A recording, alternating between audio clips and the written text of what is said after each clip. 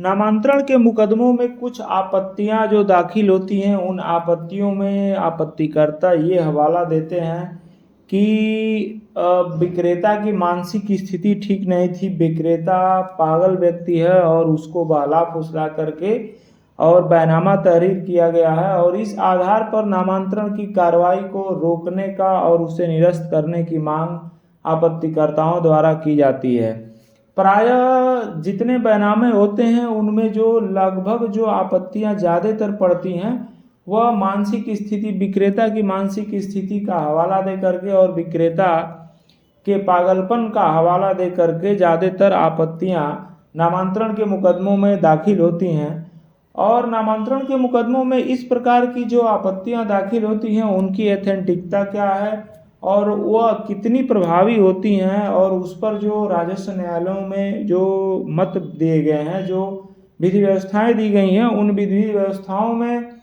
इस प्रकार के जो कथन कहे जाते हैं आपत्तिकर्ताओं द्वारा, उस कथनों की एथेंटिकता क्या है और क्या ऐसे कथन के आधार पर या ऐसे कथन के आधार पर नामांतरण की कार्रवाई को, नामांतरण के वाद को निरस्त किया जा सकता है, या राजस्व न्यायालय नामांतरण वाद की कार्रवाई को इस आधार पर निरस्त कर सकता है कि दौरान विक्रय पत्र तहरीर करने विक्रेता की मानसिक स्थिति सही नहीं थी और विक्रेता को बहकावे में लेकर के बैनामा तहरीर कराया गया है, तो क्या इस आधार पर नामांतरण की कार्रवाई को रद्द किया जा सकता है या नहीं किया जा सकता है। तो इसके संबंध में कुछ विधि व्यवस्थाएं मैं आप लोगों के सामने साझा करने जा रहा हूं, जिनमें ये कहा गया कि अगर इस आधार पर कोई नामांतरण के वाद में कोई ऑब्जेक्शन दाखिल होता है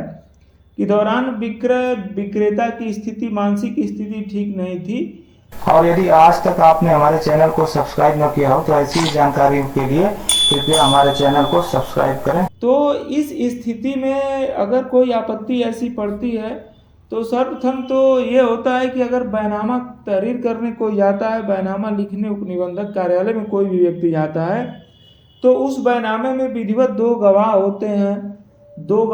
हैं और विक्रेता का जो है बयान संबंधित रजिस्ट्रार के सामने लिया जाता है, और रजिस्ट्रार ये विक्रेता से पूछते हैं कि आप कितनी ज़मीन बेच रहे हैं, कितना पैसा आप पाए हैं,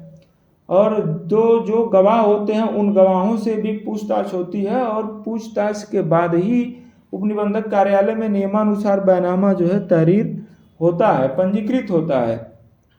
बाद में जब आपत्ति आती है और कहा जाता है कि नहीं, मानसिक स्थिति और अन्य स्थितियों का हवाला दे करके कहा जाता है, तो उसमें राजस्व न्यायालयों में ये मत दिया गया है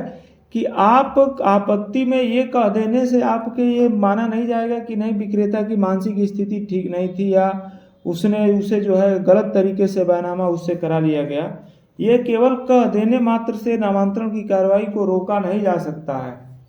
अगर ऐसा कुछ आपके पास एविडेंस है तो आप इसके लिए सिविल कोर्ट में जाएंगे, और सिविल कोर्ट में जा करके उस बैनामे को, जो सेल डीड एक्सक्यूट हुई है, जो बैनामा तहरीर हुआ है, उस बैनामे को निरस्त करने का मुकदमा संबंधित न्यायालय में दाखिल करेंगे, और वहाँ इस बात को आपको साबित करना होगा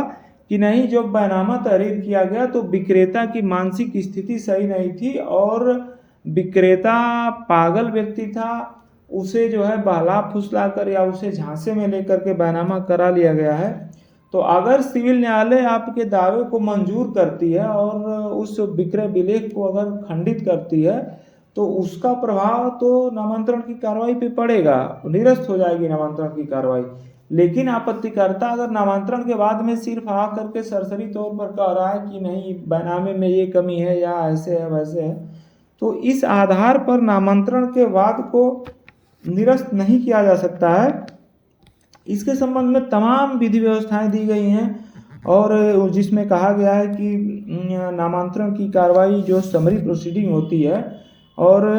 कुछ विधि व्यवस्थाएं हैं जिसको मैं आपके सामने रखूंगा, जिसमें कहा गया कि विक्रेता उपनिबंधक के समक्ष उपस्थित हुआ, साक्षीगण भी उपनिबंधक के समक्ष उपस्थित हुए, और नामांतरण की कार्रवाई सरसरी कार्रवाई है। यह आधारित किया गया कि विक्रय विलेख के आधार पर नामांतरण आदेश जो पारित किया गया है वह वैध है। नामांतरण की कार्रवाई में अधिकार एवं स्वत्व का विनिश्चय नहीं किया जा सकता है। यदि सक्षम न्यायालय द्वारा विक्रय विलेख निरस्त कर दिया जाता है तो नामांतरण आदेश अपास्त हो जाएगा। यानी कि अगर आपत्तिकर्ता को आपत्ति है तो उसे आरंभतः जो है सिविल न्यायालय से उस विक्रय विलेख को निरस्त कराना होगा, और जब तक विक्रय विलेख निरस्त नहीं है नामांतरण की कार्रवाई को रोके जाने का या नामांतरण की कार्रवाई को निरस्त करने का कोई भी वैधानिक औचित्य नहीं है। तो इसके संबंध में जो विधि व्यवस्थाएं हैं उसको मैं आपको बताऊं तो सिद्दीकी बनाम मकबूला 2010 RLT पेज 106 और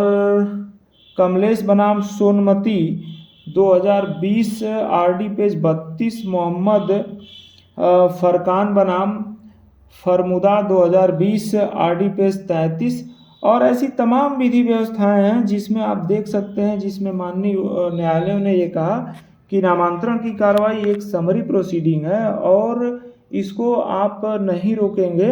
अगर जो पंजीकृत विक्रय विलेख है वह किसी भी सक्षम न्यायालय से अगर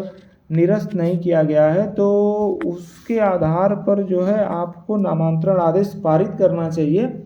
और इसमें किसी का टाइटल डिक्लेयर नहीं होता। अगर आपका कोई हित निहित है तो आप डिक्लेरेशन का सूट फाइल करके उस प्रॉपर्टी के संबंध में अनुतोष प्राप्त करेंगे। यानी जो सामान्य तौर पर नामांतरण के मुकदमों में जो आपत्तियां दी जाती हैं और किन प्रकार नामांतरण की कार्रवाई को रोकने का प्रयास किया जाता है तो उस आधार पर नामांतरण की कार्रवाई को निरस्त नहीं किया जा सकता है। तो अगर आपके भी किसी ऐसे मुकदमे में कोई ऐसी आपत्ति पड़ी हो जिसमें आपत्तिकर्ता ने ये हवाला दिया हो कि नहीं विक्रेता की मानसिक स्थिति ठीक नहीं थी, विक्रेता ने जो है भूल से वो बैनामा तहरीर कर दिया या इस प्रकार की ऑब्जेक्शन हो तो बिल्कुल घबराना नहीं चाहिए और इसमें नामांतरण न्यायालय आपके पक्ष में ही नामांतरण करेगा जैसा कि तमाम विधि व्यवस्थाओं में कहा गया है। तो अगर ऐसा कोई प्रकरण आपके संज्ञान में है तो इस प्रकार आप लाभ ले सकते हैं। धन्यवाद।